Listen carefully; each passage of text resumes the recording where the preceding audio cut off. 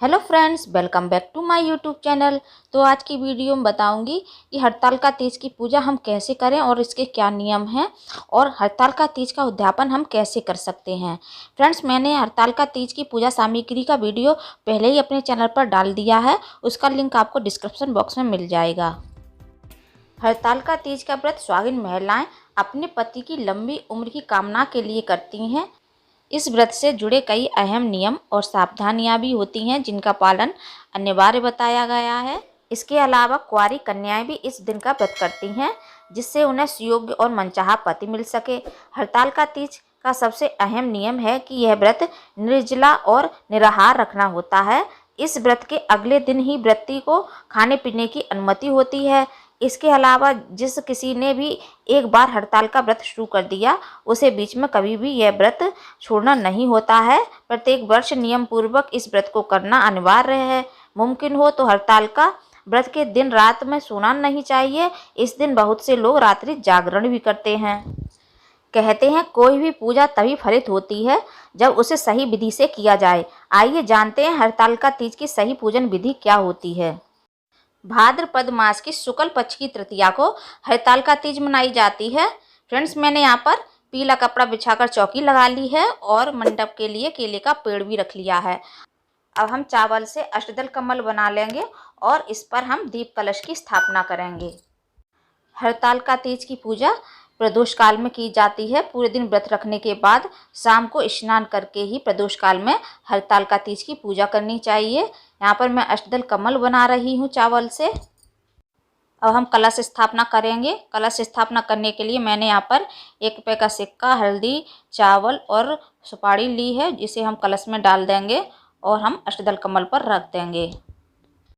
और कलश में हम आम के पत्ते रखेंगे।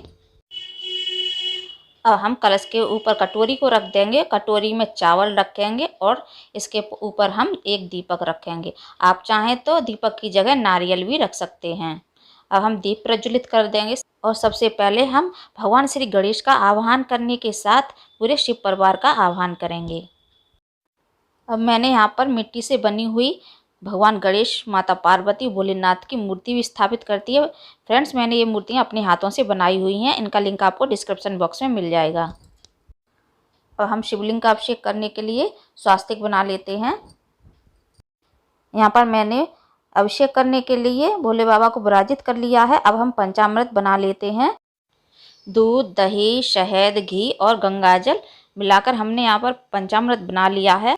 आप चाहें तो इन सभी चीज़ों से अलग अलग भी आप भोले बाबा का अभिषेक कर सकते हैं। मैंने यहाँ पर एक साथ ही सारी चीज़ें मिला ली हैं। ओम नमः शिवाय, ओम नमः शिवाय, ओम नमः शिवाय, ओम नमः शिवाय, ओम नमः शिवाय। अब हम शुद्ध गंगाजल से भोले बाबा का अभिषेक करेंगे। ओम नमः शिवाय, ओम नमः शिवाय, ओम नमः शिवाय।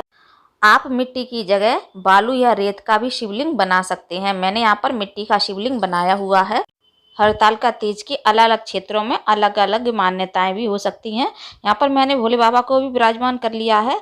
अब हम कलश पर स्वास्तिक बना लेंगे और स्वास्तिक बनाकर कलश का हम पूजन भी कर लेंगे। वक्रतुंड महाकाय, सूर्यकोटि समप्रभ, निर्विघ्नं कुरु मे देव, सर्वकार्येषु सर्वदा। रोली और चंदन से हम अच्छे से पूजन करेंगे।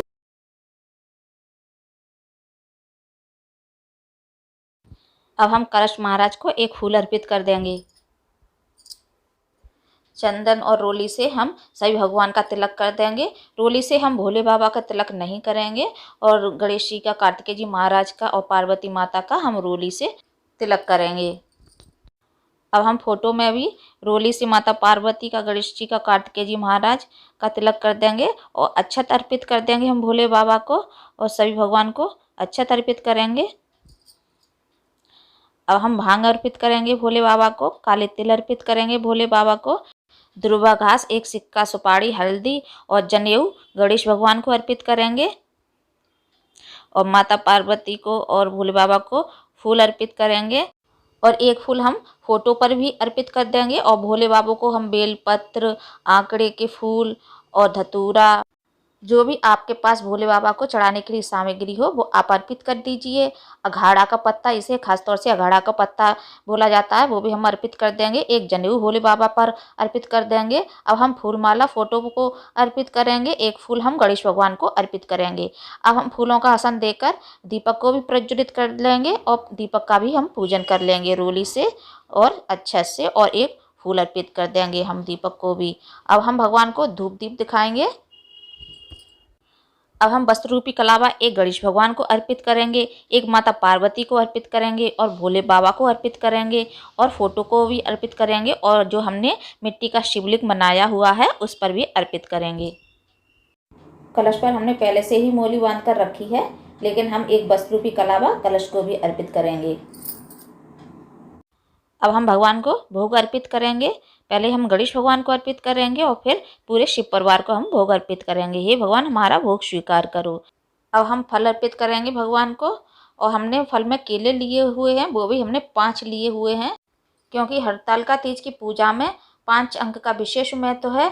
जैसे कि 5 फल, 5 कपड़े, जैसे कि हम भोले बाबा को और माता पार्वती को 5 कपड़े अर्पित कर सकते हैं।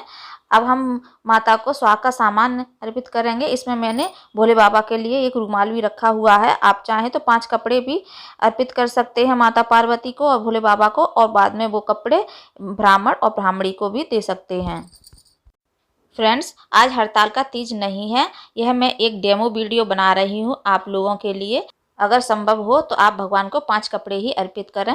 अगर नहीं संभव है तो आप भगवान भोलेनाथ को एक अंगोछा अर्पित कर सकते हैं और माता पार्वती को एक ब्लाउज का पीस भी और चुंदरी भी अर्पित कर सकते हैं। यहाँ पर मैंने भगवान को इत्र भी लगा दिया है।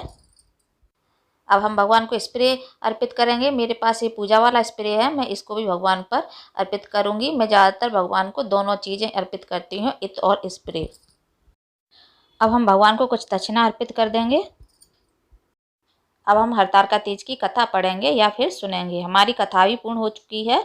अब हम फूल और चावल को श्री शिवाय नमस्तुभ्यम का मंत्र बोलकर चावल और फूल को छोड़ देंगे। अब दीपक से और हम कपूर से भगवान की आरती करेंगे। पहले हम गणेश भगवान की आरती करेंगे, फिर भोले बाबा की, माता पार्वती की और कार्तिकेय जी महाराज की आरती करेंगे।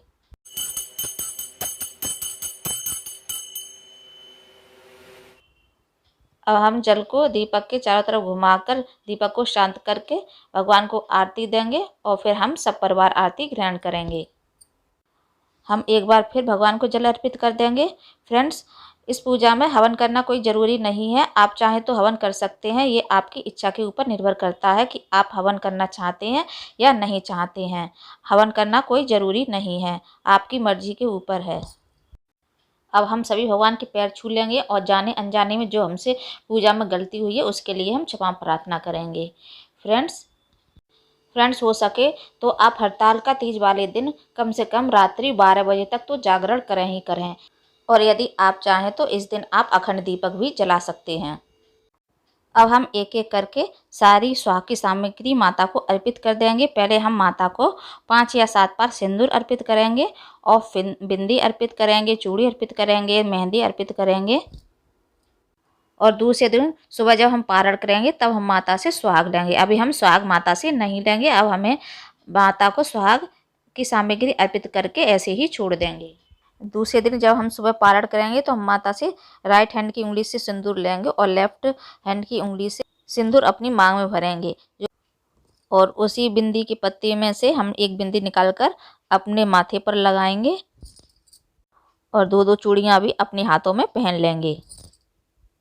जो खाने की सामग्री है वो हम अपने परिवार में बांट देंगे, और जो सुहाग का सामान है और जो हमने कपड़े लिए हैं और जो कुछ भी लिया है वो हम ब्राह्मण और ब्राह्मणी को दे देंगे। नहीं, अगर ब्राह्मण ब्राह्मणी नहीं है तो हम अपने सास ससुर को भी दे सकते हैं, अपने नंद नंदोई को भी दे सकते हैं, अपने मानधान को भी दे सकते हैं।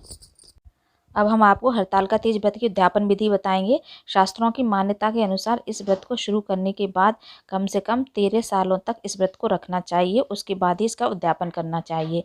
यदि आप इस व्रत को छोड़ना चाहती हैं तो इस व्रत को किसी और को सौंप सकती हैं या विधिवत पूजा कर इसका उद्यापन कर सकती हैं। इस व्रत का उद्यापन हरतालिका तीज के दिन ही करना होता है। व्रत का उद्यापन किसी योग्य पंडित के द्वारा करवाया जा सकता है।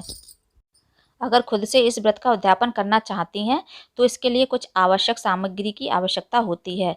व्रत उद्यापन के लिए पूजन सामग्री में 5 सफ़ेद कपड़े, सुहाग की सामग्री, फल फूल, मिठाई, पंचामृत, जूते, सोने या चांदी की कोई वस्तु, अक्षत, पान, सुपारी, गुलाल आदि।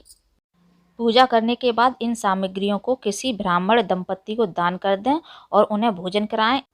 इस तरह से आप हरतालिका तीज व्रत का उद्यापन कर सकती हैं। फ्रेंड्स, मैंने आपको हरतालिका तीज व्रत के बारे में छोटी जानकारी दे दी है। तो उम्मीद है आपको मेरा ये वीडियो पसंद आया होगा। वीडियो पसंद आया हो तो वीडियो को लाइक कर दीजिए, अपने दोस्तों में ज़्यादा से ज़्यादा शेयर कर दीजिए। यदि आप मेरे चैनल राइट चॉइस नीरज पर पहली बार आए हैं तो प्लीज़ चैनल को सब्सक्राइब कर दीजिए। फिर मिलेंगे। हर हर महादेव, ओम नमः शिवाय।